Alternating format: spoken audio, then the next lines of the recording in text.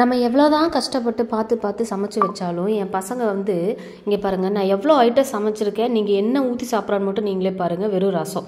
தம்பி நீ மட்டும் பொரியல் காய் நீ போட்டுக்கல அப்படின்னா நான் மிஸ்ஸுக்கு ஃபோட்டோ எடுத்து வீடியோ எடுத்து அனுப்பிடுவேன் அப்படின்னு சொன்னாங்காட்டி அதுக்கப்புறம் காய் கொஞ்சமாக போட்டுக்கிறாங்க. இதெல்லாம் உனக்கு பிடிக்காதா? நான் என்ன கேட்குறேன், ஹெல்த்தியாக இருந்தால் எதை சாப்பிட்டா என்னங்க? இதுக்கு மேலே ஒரு பொம்பளை வந்து என்ன பண்ண முடியும் அப்படிங்கிறது நீங்களே சொல்லுங்கள். அதாவது வந்து இன்றைக்கி நான் என்ன செஞ்சுருக்கேன் அப்படின்னா, ரசம், பாவக்காய் கூட்டுன்னு சொல்லுவாங்களே, புளிக்குழம்புன்னு சொல்லுவாங்களா, அது மேரக்காய் போட்டு பார்த்திங்கன்னா இதுவும் கூட்டு மாதிரி பொரியல். ஆனால் இது டேஸ்ட்டாக இருக்கும், செமையாக இருக்கும். கீரை வந்து கடைஞ்சி வச்சுருக்கேன். அது கீரை பொரியல், முருங்கைக்கீரை வந்து அதுவும் தண்டைக்கீரை தான் நினைக்கிறேன். தண்டைக்கீரை பொரியல் இது எல்லாமே செஞ்சு வச்சுருக்காங்க. இங்கே பாருங்கள், அதை மேரக்காய் வந்து கூட்டு சூப்பராக இருக்கும். கீரை பொரியல், பாவக்காய் வந்து புளிக்குழம்பு, கீரை வந்து கடைய முடியலன்னு சொல்லிட்டு சூடாக வச்சுங்கிறனால மிக்சியில் எடுத்து கடைஞ்சி வச்சுருக்கேங்க. இவ்வளோ ஐட்டம் இருக்குது. ரசம் இருக்குது, ஆனால் வெறும் ரசத்தை மட்டும் ஊற்றி சாப்பிட்றாங்க. நீங்களே பாருங்கள். அப்புறம் சரின்னு சொல்லிட்டு குழந்தைகளுக்கு என்ன தான் நம்ம பார்த்து பார்த்து சமைச்சு கொடுத்தாலும் இப்படி தான் பண்ணுவாங்க போல். உங்கள் வீட்டில் பசங்க எப்படி இருக்காங்க நீங்கள் கீழே மறக்காமல் கமெண்ட் பண்ணுங்கள். அதுக்கப்புறம் சரி இன்னைக்கு வந்து நாக்கு குளருதுங்க. அதாவது வந்து இன்றைக்கி vlog ஃபுல் டே vlog தாங்க நம்ம பார்க்க போகிறோம். நான் க்ளீனிங் ஒர்க் தான் பண்ண போகிறோம். அது என்னென்னால இதில் சின்ன சின்ன டிப்ஸ் நிறையா கொடுக்குறேன். அதெல்லாம் பார்த்து உங்களுக்கு யூஸ் ஆச்சுன்னா யூஸ் பண்ணிக்குவாங்க. சரி ஓகே வாங்க. அதாவது வந்து நிறையா நான் வந்து பூ வியாபாரம் பண்ணிகிட்டு இருந்தேங்க. பூ வியாபாரம் பண்ணிகிட்டு இருக்கும்போது நான் வந்து அந்த பத்தி இதெல்லாம் வந்து 5 ரூபா பத்தி 10 ரூபா பற்றிலாம் நிறைய வாங்கி வச்சுருந்தேன்.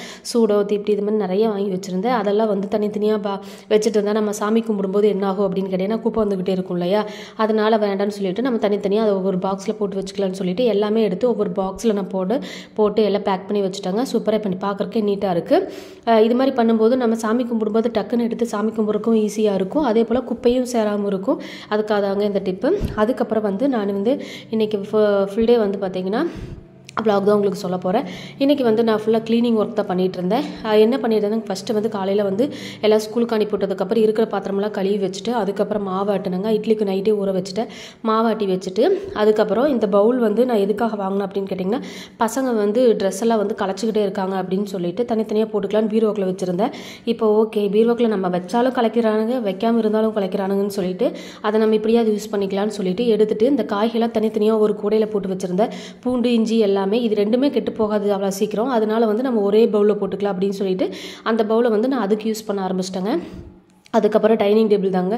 சாப்பிட்ற டேபிள் இப்போ எப்படி இருக்குன்னு பாருங்கள். அதாவது வந்து இவங்க சாப்பிட்றாங்களா இல்லை டேபிள் சாப்பிடுதாங்கிறது இதில். நானும் காலையில் பொழுதோட க்ளீன் பண்ணிகிட்டே தான் இருக்கேன், சாப்பிட்றப்பெல்லாம் க்ளீன் பண்ணிகிட்டே தான் இருக்கேன். ஆனால் டேபிள் வந்து இப்படியே தாங்க இருக்குது. உங்கள் வீட்டில் எப்படி இருக்குன்னு நீங்கள் சொல்லுங்கள். அதுக்கப்புறம் அதுக்கு வந்து லைட்டாக நான் எடுத்து அதில் இருக்கிற பொருளெல்லாம் எடுத்து கீழே வச்சுட்டு மேலே தண்ணி தெளிச்சு விட்டுட்டுங்க. ஏன்னா காஞ்சி கிடக்கு இல்லையா, அதனால் தண்ணி தெளிச்சு விட்டால் கொஞ்சம் நேரம் ஊறிச்சு அப்படின்னா நம்ம துடைக்கிறதுக்கு ஈஸியாக இருக்கும்.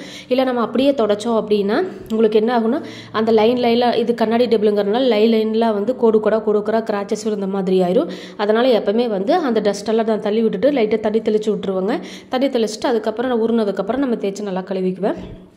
அதுக்கப்புறம் சரி அந்த கேப்பில் நம்ம என்ன பண்ணலாம் அப்படின்னு கேட்டிங்கன்னா, சாமி ரூம் வந்து அதில் வந்து நான் அதாவது எனக்கு சமையல் கட்டில் வந்து ரொம்ப ஸ்பேஸ் கம்மியாக இருக்கிறதுனால அதில் வந்து சாமி ரூமில் வந்து அதில் பசங்களுக்கு ஸ்டடி ரூமாகவும் வச்சுக்குவாங்க, அங்கே படிச்சுக்குவாங்க. அதே போல் அங்கே வந்து நான் கொஞ்சம் என்னோடய திங்ஸ் எல்லாம் வந்து மளிகை பொருளெல்லாம் இருக்கு இல்லையா, அதையும் வச்சுக்குவாங்க. அப்புறம் வந்து சாமி ரூமுக்கு ஏன்னா சாமி ஃபோட்டோலாம் வந்து தனியாக ஒரு இடத்துல இருக்கிறதுனால இதெல்லாம் வைக்கலாம், ஒன்றும் தப்பு கிடையாது. நம்மளாம் ஒரு ரூமில் வந்து நம்ம இருந்தவங்க, அதனால் இது ஒரு பெரிய விஷயம் இல்லை. அதனால அந்த செல்ஃப் எல்லாம் நான் க்ளீன் பண்ணி விட்றலாம் அப்படின்னு சொல்லிட்டு ஆல்ரெடி அம்மா ஊருக்கு போகும்போது இப்போ இந்த ஒரு 15 டேஸ்க்கு முன்னால் தான் எல்லாமே க்ளீன் பண்ணி வச்சுருந்தாங்க. இருந்தாலும் நான் எல்லாமே பாத்திரம் எல்லாமே எடுத்து மேலே போட்டுட்டேன்.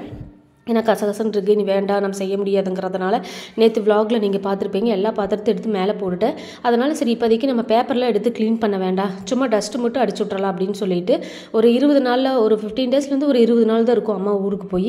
அதுக்குள்ளே ஒன்றும் பெருசாக டஸ்ட்டு வந்திருக்காது. நம்ம இன்னும் ஒரு வாரம் இல்லை 2 வாரம் நம்ம ஃப்ரீயாக பண்ணிக்கலாம். ஏன்னா இப்போ 2 நாள் சுத்தமாகவே முடியலை. ஏன்னா 4 நாளாக நான் வேலை செஞ்சுட்ருக்காங்க, ரொம்ப ஹெவியாக வேலை செஞ்சுட்ருக்கேன். இப்போ ப்ரெக்னென்சி டைமில் வந்து ரொம்ப ஹெவியாக வேலை செய்யக்கூடாது. அதனால் என்னால் கொஞ்சம் கொஞ்சமாக முடிஞ்சால் செஞ்சுக்கலாம் அப்படின்னு சொல்லிட்டு எல்லாம் கொஞ்சம் கொஞ்சமாக செஞ்சுட்ருக்காங்க. வேண்டாங்கிற பொருள் எல்லாத்தையும் தூக்கி மேலே போட்டுட்டு முக்கியமாக நம்மளுக்கு என்ன வேணும், இப்போ நான் கை கட்டுற மாதிரி நான் பசங்க இல்லாதப்போ நான் எடுக்க முடியாதுங்கிறதுனால எனக்கு கை கட்டுற மாதிரி என்ன பொருளெல்லாம் வேணுமோ அதை மட்டும் கீழே வச்சுட்டேங்க. மற்ற எல்லா பொருளுமே எல்லாமே எடுத்து மேலே போட்டுட்டேன். இதெல்லாமே வச்சுட்டு அப்புறம் பாட்டில்ஸ் எல்லாம் நான் என்னமே எப்போவுமே வந்து மளிகை பொருள் எப்போவுமே என்ன பண்ணுவேன்னு கேட்டிங்க அப்படின்னா, மளிகை பொருளை தீர்ந்த உடனே அப்பப்போ பாத்திரத்தை நான் கழுவி வச்சுருவேன். ஒரு சிலர் என்ன பண்ணுவாங்க, நான் ஒட்டுக்காவும் கழுவுவேன். எப்போனா வந்து மந்த்லி க்ளீனிங் 2 மந்த்துக்கு ஒருக்கா க்ளீன் பண்ணுவோம் இல்லையா, அப்போ க்ளீன் பண்ணும்போது அப்போ வந்து ஒட்டுக்கா தனித்தனியாக எடுத்து க்ளீன் பண்ணுவேன்.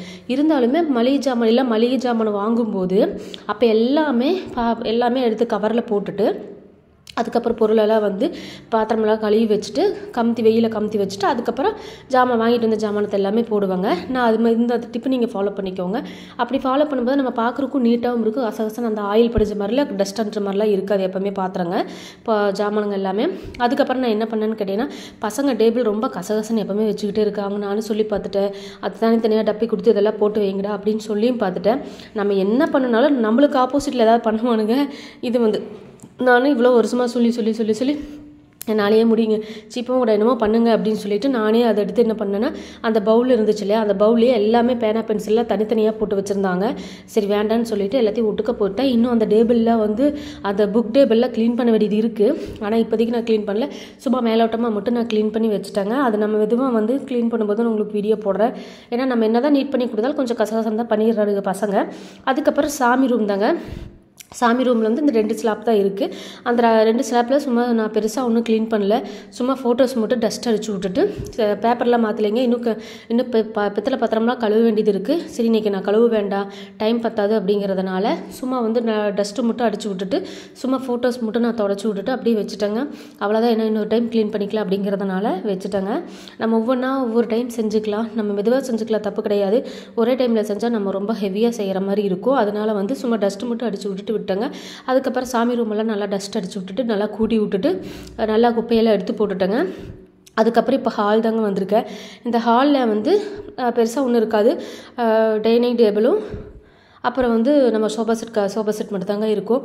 இது எல்லாமே என்னடா அங்கங்கே ஸ்டிக்கர் ஒட்டியிருக்குன்னு நீங்கள் நினைக்காதீங்க, அதெல்லாம் வந்து பெரிய கதை நான் உங்களுக்கு சொல்கிறேன். இது வந்து அதுக்கப்புறம் நல்லா கூட்டி விட்டுட்டு ஃபஸ்ட்டு வந்து நம்மளுக்கு பெரிய டாஸ்க்கே வந்து ஹாலில் வந்து நம்மளுக்கு என்ன இருக்கும் அப்படின்னா, இந்த டைனிங் டேபிளும் அதுக்கப்புறம் சோஃபா செட் இருந்தாங்க. அதை நகர்த்திட்டு தான் நம்ம எப்படியா இருந்தாலும் துடைக்கணும். மறுபடியும் இல்லைன்னா என்ன ஆகும் அப்படின்னா, எல்லாம் ஒட்டுக்கா துடைக்கலான்னா அங்கேருந்து இங்கே குப்பை வரும், இங்கேருந்து அங்கே குப்பை வரும். அதனால் நான் எப்போவுமே என்ன பண்ணுவேன்னு கேட்டிங்கன்னா, எல்லாம் நகர்த்தி வச்சுட்டு ஃபஸ்ட்டு நல்லா கூட்டி விட்டுட்டு அந்த இடத்த நல்லா தொடச்சி விட்டுருவேன். தொடச்சி விட்டுட்டு அதுக்கப்புறம் நம்ம நகர்த்தி வச்சுட்டோம் அப்படின்னா அந்த இடமே நம்மளுக்கு பெரிய வேலை முடிஞ்ச மாதிரி இருக்கும் ஹாலை பொறுத்தளவுக்கு. இப்போனா பரவாயில்ல இந்த டேபிள், ஆனால் இதுக்கு முன்னால் என்கிட்ட வந்து பெரிய சோஃபா செட் இருந்துச்சு. அதை நகர்த்தி துடைக்கிறதுக்குள்ளே போதும் ஆயிருங்க. இப்போ இது சின்னதாக இருக்கிறதுனால எனக்கு பிரச்சனை இல்லாமல் இருக்குது. நல்லா க்ளீன் பண்ணி விட்டுட்டு இதை வந்து நல்லா தொடச்சி விட்டுட்டேன், மாப்பு போட்டுட்டு எல்லா டேபிள் எல்லாமே நகர்த்தி வச்சுட்டாங்க. இப்போ டேபிளும் வந்து டைனிங் டேபிளும் தொடச்சி விட்டாச்சு ஆல்ரெடி. ஏன்னா டஸ்ட்டு நம்ம ஃபஸ்ட்டு மேலே டஸ்ட்டெல்லாம் அடிக்கும்போது மேலே டஸ்ட்டு விழுகும் இல்லையா, அதனால் எல்லாம் தொடச்சி விட்டுட்டாங்க. அதுக்கப்புறம் நம்ம ஃபுட்டெல்லாம் எடுத்து மறுபடியும் அந்த டேபிளில் வச்சுட்டு சரி ஓகே நம்ம உள்ள வீட்டுக்குள்ளெல்லாம் கூட்டி விட்டுக்கலாம், அந்த டஸ்ட்டெல்லாம் இந்த சைடு போட்டிருக்கோம் இல்லையா, அந்த டஸ்ட்டெல்லாம் கூட்டி விட்டு வெளியே தொடச்சி விட்டுறலாம் அப்படின்னு சொல்லிட்டு வெளியே ஃபஸ்ட்டு கூட்டி விட்டுட்ருக்கேங்க. ஏன்னா வெளியே கூட்டி விட்டால் தான் அந்த குப்பையெல்லாம் வீட்டுக்குள்ளே வராமல் இருக்கும். இல்லைனா வந்து வெளியிருந்து குப்பை வந்து ஃபுல்லாக வீட்டுக்குள்ளே வந்துடும். ஏன்னா எங்கள் வீட்டில் வந்து ரொம்ப காற்றடிச்சிக்கிட்டே இருக்கும், அந்த வெளியேருந்து மாடிங்கிறதுனால காற்றடிச்சிக்கிட்டே இருக்கும். அதனால் சரி வெளியே கூட்டி விட்டு ஃபஸ்ட்டு உள்ளே கூட்டி விட்டுக்கலான்னு சொல்லிட்டு நான் கூட்டி விட்டுட்டேங்க. குப்பை அள்ளி போட்டுட்டேன். அதுக்கப்புறம் சமையல் கட்டு தாங்க. சமையல் கட்டில் வந்து ஃபஸ்ட்டு நான் வந்து அந்த டேபிள் வந்து தொடச்சி விட்டேன். எதனால் அப்படின்னா அந்த டஸ்ட்டு அந்த சைடெல்லாம் ஃபஸ்ட்டு வந்து நான் டஸ்ட் அடிச்சு விட்டுட்டு டேபிள் எல்லாம் தொடச்சி விட்டுட்டு அதுக்கப்புறம் அங்கே வச்சுட்டேங்க. அப்புறம் இந்த சைடெல்லாம் வந்து டஸ்ட் அடிச்சு விட்டு நீட்டாக வந்து சுற்றி வந்து சமையல் கட்டில் ஃபுல்லாக டஸ்ட் அடிச்சு விட்டுட்டேங்க. டஸ்ட் அடிச்சு விட்டுட்டு அதுக்கப்புறம் வந்து இந்த கூடையில் வந்து இந்த பூண்டு இதெல்லாம் போட்டு வச்சுருந்தோம் இல்லையா, அது மெயினாக நம்மளுக்கு கடிக்க ஒருக்க எடுக்கிறதுனால அங்கேயே டேபிள்லேயே வச்சுட்டாங்க. அதுக்கப்புறம் வந்து கரண்ட் அடுப்பு தாங்க. கரண்ட் அடுப்பு வந்து நான் தண்ணி கை வைக்கிற மட்டும்தான் யூஸ் பண்ணுறேன், வேறு எதுக்கு யூஸ் பண்ணுறதில்ல. ஏன்னா அதுக்கான பாத்திரம் எதுவுமே இல்லை. இது வந்து கடை வச்சுருக்கும் போது நான் வாங்கினது தாங்க கரண்ட் அடுப்பு.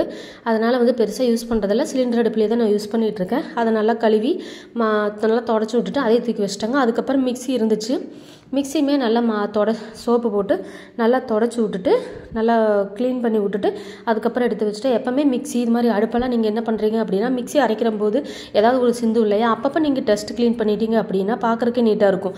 இல்லை அப்படின்னா என்ன ஆகும் அப்படின்னு கேட்டிங்கன்னா, அந்த இடம் பூரா அந்த மிக்ஸியில் ஃபுல்லாக சிந்தி அழுக்காக ஆரம்பிச்சிடும். இந்த டிப்பு நீங்கள் ஃபாலோ பண்ணுங்கள். நான் செய்யும்போது அது கரெக்டாக பண்ணிடுவேன். இந்த பசங்க ஏதாவது ஒன்று பண்ணுறேன்னு சொல்லிட்டு பண்ணும்போது தாங்க நம்மளுக்கு கோபம் வரும். ஏதாவது அதை செய்கிறேன்னு சொல்லி மிக்ஸி போய் நான் ஆற விடிச்சு விட்ருவானுங்க. அப்புறம் நான் சத்தம் போட்டுக்கிட்டு இருப்பேன். அதுக்கப்புறம் ஃபுல்லாக வந்து அதெல்லாம் எடுத்து வச்சுட்டு அப்படி இருக்கிற கொஞ்சம் பாத்திரம் மட்டும் இருந்துச்சு, அதெல்லாமே கழுவி விட்டுட்டாங்க. கழுவி விட்டு அதுக்கப்புறம் வீடெல்லாம் கூட்டி குப்பையெல்லாம் அள்ளிட்டேன். குப்பையெல்லாம் அள்ளினதுக்கப்புறம் மண்டையில் இருக்கிற கொண்டையை மறந்துட்டோமே அப்படின்னு சொல்லிட்டு ஃப்ரிட்ஜு தாங்க. ஃப்ரிட்ஜு வந்து மேலெல்லாம் வந்து கொஞ்சம், ஏன்னா அந்த டஸ்ட்டெல்லாம் அடிச்சதுனால கொஞ்சம் டஸ்ட்டெல்லாம் விழுந்துருந்துச்சு. சரி ஓகே, அதை க்ளீன் பண்ணி விட்டுலான்னு சொல்லிட்டு க்ளீன் பண்ணி விட்டு அதுக்கப்புறம் மாப்பு போட்டு விட்டாங்க. மாப்பு போட்டு அப்பாடா கஷ்டடா அப்படின்னு சொல்லிட்டு உட்காந்தாச்சு. அதுக்கப்புறம் ஹாஸ்பிட்டல் போயிட்டு வந்தாங்க. ஹாஸ்பிட்டல் போயிட்டு வந்துட்டு எங்கள் வீட்டுக்கார பண்ண வேலையை பாருங்கள். அந்த ஒயரிங்க்கு ஏதோ ஒயர் எடுக்கிறேன்னு சொல்லிட்டு நம்ம மாங்கன்னு காலையிலேருந்து 2-3 நாளாக வேலை செஞ்சுட்ருக்கோம். ஒரு செகண்டில் எப்படி நார் வச்சுட்டு போயிட்டாருன்னு பாருங்கள்.